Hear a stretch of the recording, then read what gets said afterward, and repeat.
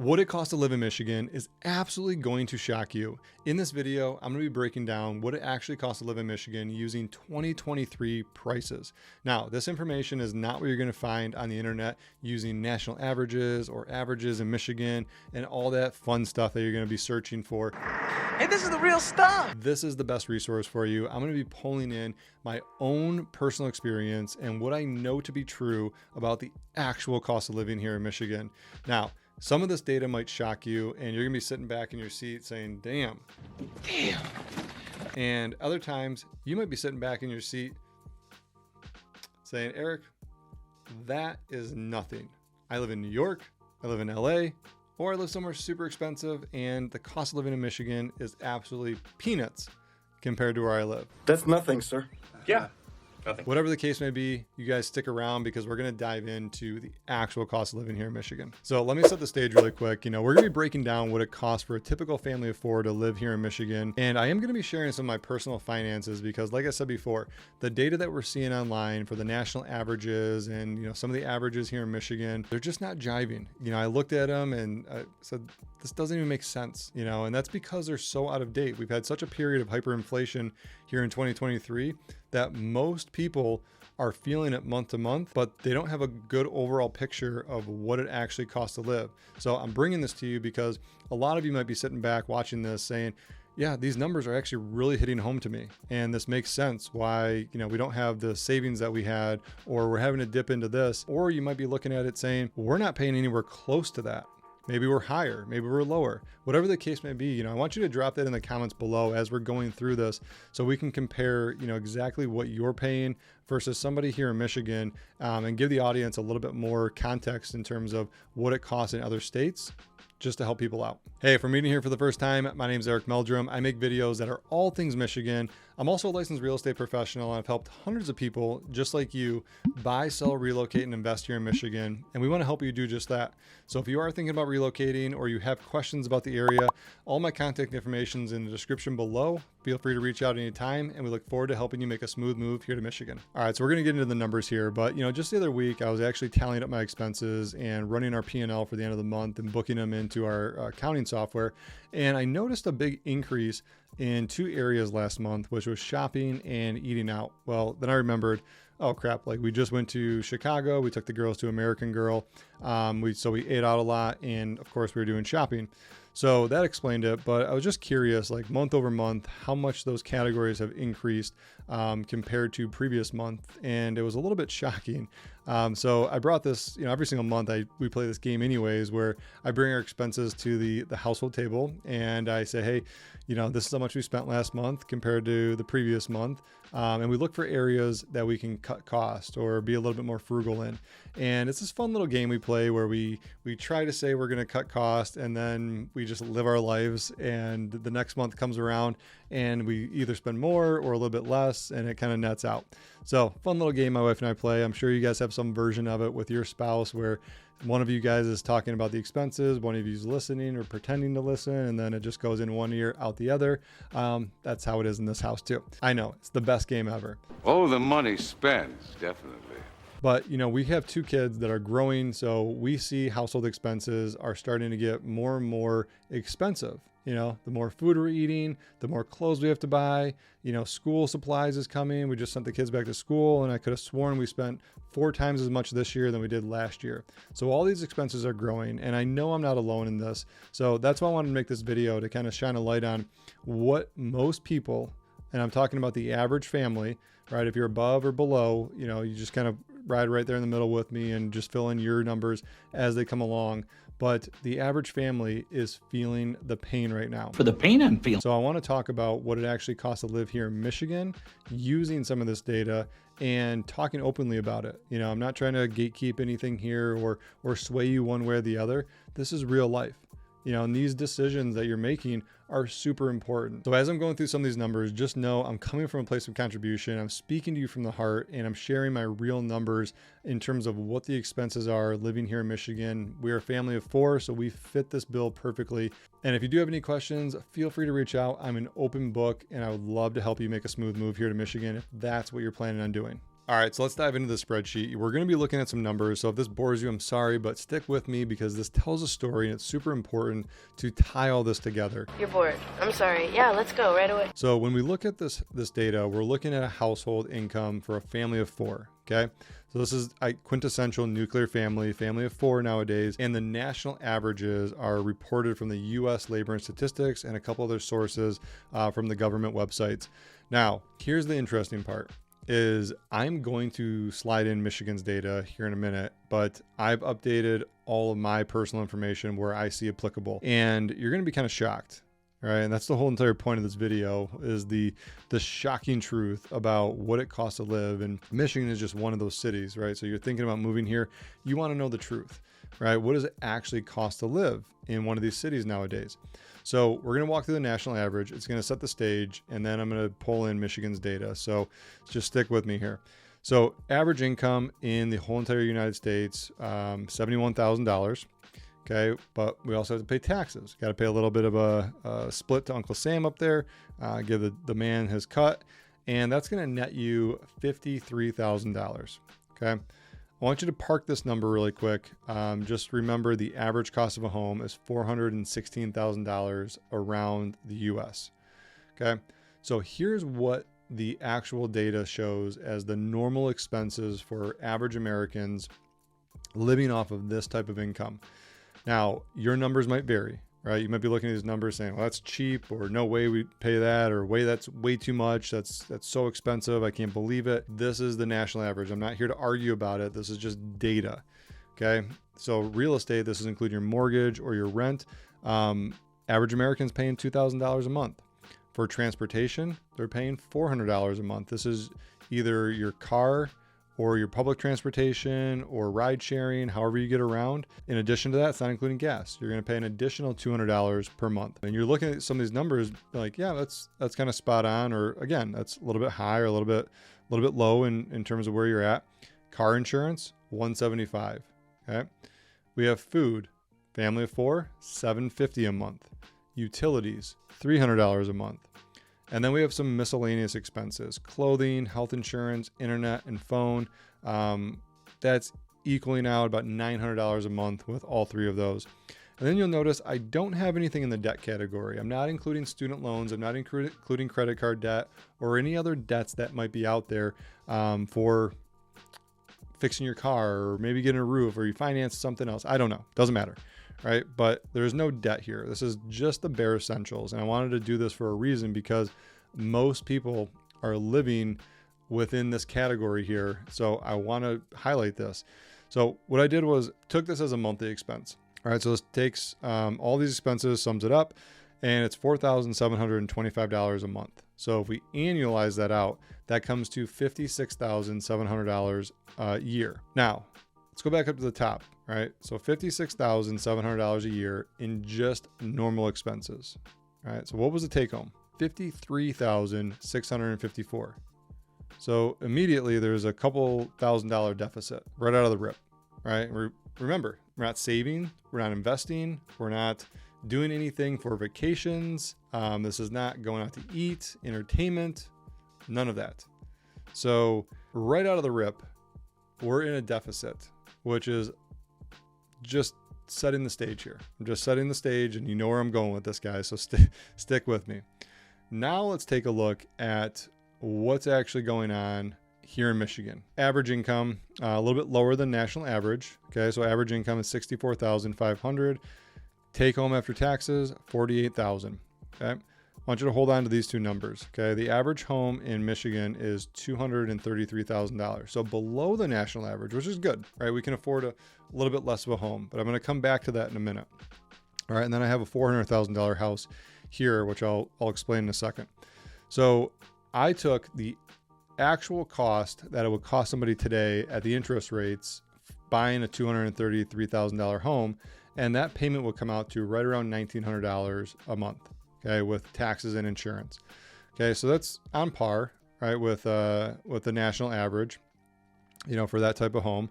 And then this is where I started to disagree with a lot of things that was going on. I pulled the numbers from Michigan. I pulled the numbers from the national average, and I said, no way, like this is what I'm paying. And I'm sure a lot more people are like this as well. So transportation wise, $950. We're driving 2 vehicles. Okay. Average payment on those is right around $450, $475, for those vehicles. They're nothing lavish. They're just run of the mill, Ford and Jeep. Great cars. In terms of gas, we're paying a little bit more, right? $300 a month is what I figured. We're on par with insurance, but here's the big gap. Okay. Food and the grocery bill. All right, this is where I started to see some big variances in terms of our actual budget. Now, we do eat a little bit cleaner. We try to eat organic. We try to, eat things that don't have a lot of preservatives in them. Really just fruits, vegetables, and clean meats. That's really it. We're not buying anything that's like totally off the wall and spending a bunch of money over here for like supplements and all that. It's just fruits, vegetables, and meat. Right. So we spend right around $2,000 a month. And I would say that's kind of low. We're probably spending somewhere around like $2,500 a month on months where we really have to buy, and stock up. But on average, with the normal re-ups and everything to the grocery store, Costco, Target, your Bush's, Kroger, probably $2,000 a month is a good average throughout the year. And then utilities.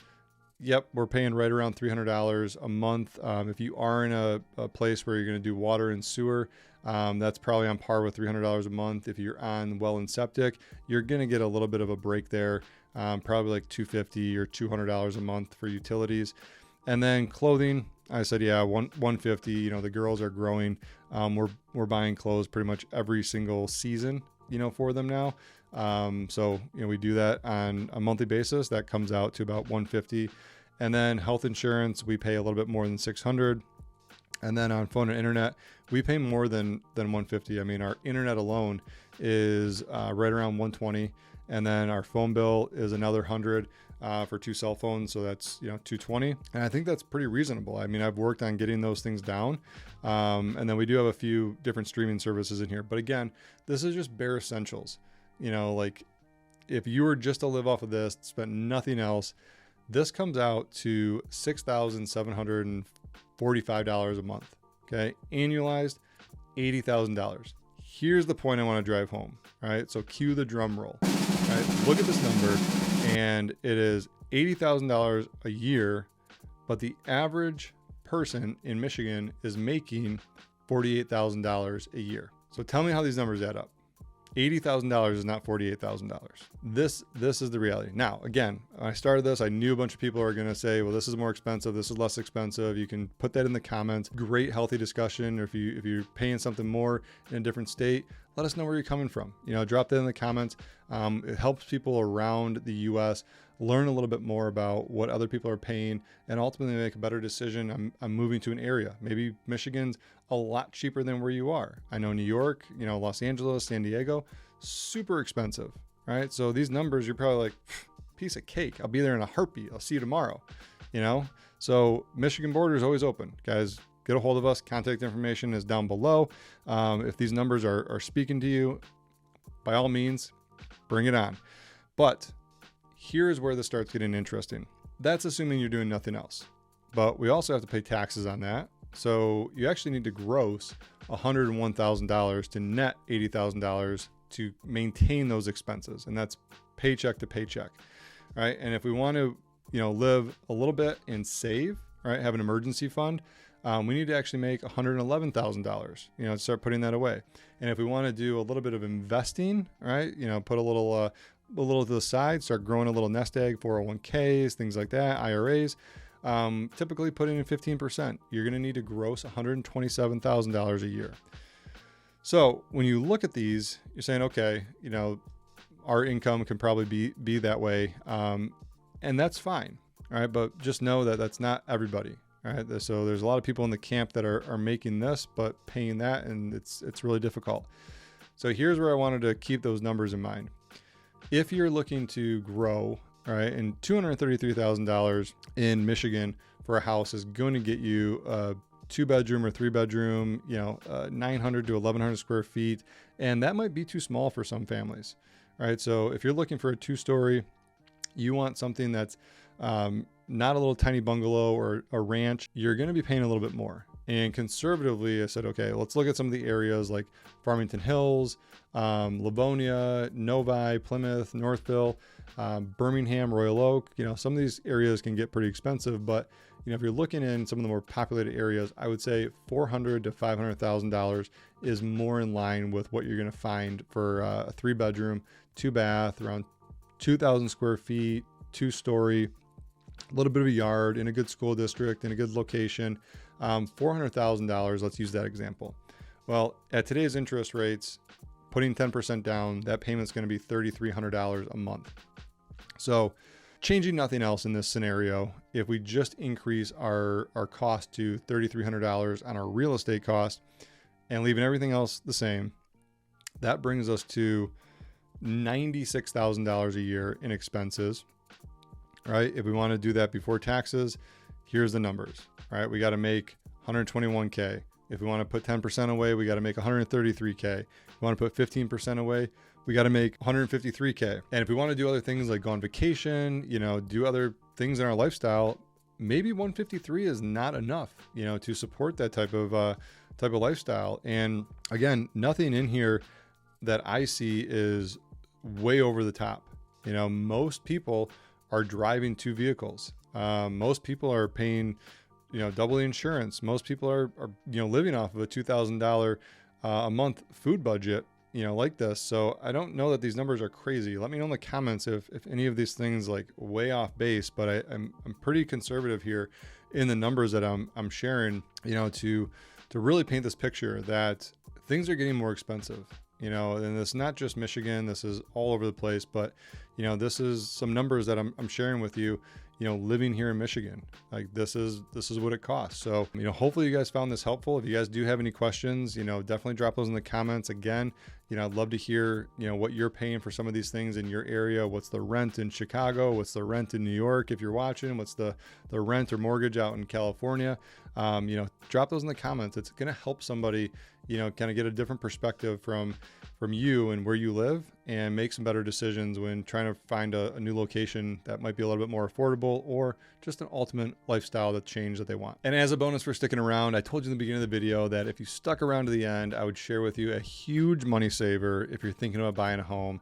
And here it is. So this is directly tied to your interest rate. And I want you to pay special attention because this is a strategy that you're going to use. Now, the real estate market right now is really split into 2 different categories. You have the move-in ready houses, and then you have the homes that need a little bit of TLC. And when I mean TLC, like we're talking maybe a bathroom update, a kitchen update, maybe some flooring, some paint, and you could have a brand new house. But a lot of people that are over here looking for that move-in ready home can't picture this or don't want to picture it because ultimately they're in their mind, they're saying, if I need to pay top dollar for this home, which is going to be competitive, there's going to be multiple offers. If I'm going to pay top dollar and my mortgage payment is going to be X, then I just want to move in. I don't want to do anything. So they're willing to pay, and that's the price they're willing to pay to move right in and start living their life. There's nothing wrong with that. But if you're somebody that wants to be a little bit more frugal and take advantage of, this opportunity in front of you, then you can move a little bit more to the center or to the left side of the camp here and start looking at some of these homes that have been on the market a little bit longer. And trust me, don't wait 2, 3, 4 weeks for the seller to drop that price because that's going to bring more competition in. You're going to want to be aggressive with this. And what you're going to do, here's the strategy, so pay attention, is you're going to come in to the seller and say, hey, Mr. and Mrs. Seller, looks like you've been on the market for a little bit. I'm willing to do X. Make them an offer, but here's the key. You're going to ask for concessions and you're going to use these concessions. And well, let me back up for a second. If you don't know what concessions are, it's basically the seller giving you cash at the closing table to buy down either your interest rate, or you can use those to offset some of your closing costs. Okay. They're your funds to choose what to do with. So in this case, I'm going to suggest you buy down your interest rate because this is going to save you off of your mortgage payment. And better yet, it's going to save you a bunch of interest in the long run. So here's the example. And going back to our $400,000 house at a 10% down payment, this mortgage payment is going to be right around $3,300 a month. So in terms of buying down your interest rate, it's going to be a sliding scale. So talk to your mortgage lender, talk to your loan officer, and just ask them, hey, if I want to get my mortgage interest rate to X, how much do I need to ask the seller for? They'll give you an exact number to get to that interest rate. So in tandem, make sure you're working with a real estate agent that knows this strategy, okay? And if you don't, my contact information is down below. You know how to get a hold of us.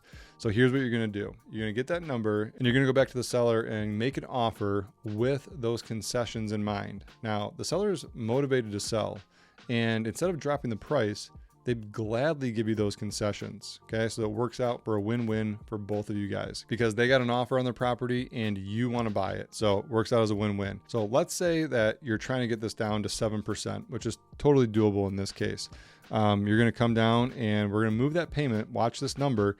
It's going to go from 7.89% to 7% really quick. And well, that number didn't change because I've already deleted it, but your mortgage payment dropped close to $200, over $200 per month. So over the course of a year, it's $2,400 a year that you're savings. Plus you're going to have less interest on the back half of the loan because your interest rate is lower. The strategy works beautifully. And guess what? When the interest rates do come down below 7, you can always refinance again and drive that down a little bit further.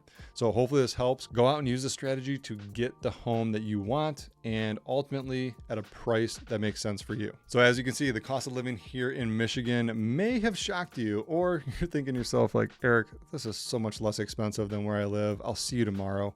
Whatever the case may be, hopefully you guys found value in this video. I wanted to bring you relevant information that wasn't just some niche.com or better places, because all of those stats are out of date, right? They're not even keeping up with the hyperinflation that we're going through here in 2023. And I know everybody's feeling it, right? We're feeling it in our checkbooks. We're feeling it, at the grocery store, at the pump. We're feeling it at Costco, at Target, and all of these things are starting to add up. So when it comes to housing, when it comes to all these other variable costs that we have in our lives, people are starting to look at them and say, okay, well, this is the new reality. What are we going to do about it? Right. So you can take strategies like the one I just shared with you about, dropping the mortgage rate, getting a little bit more aggressive out there, because people still need to sell their home. And if you are coming in, making them a very aggressive offer that could be a win-win for both of you, they're going to say yes. We're doing it every day, and I know this to be the case. So if you have questions, feel free to reach out. And if this information was helpful to you guys, go ahead and subscribe and tap that little bell so you're the first to learn about the current market here in Michigan and every time we put out a new video just like this. And if you need more information on other cities or other things about moving to Michigan, you can go check out the rest of the videos on our channel. And we got a couple more videos for you here. And until next time, we'll catch you on the next one. Peace.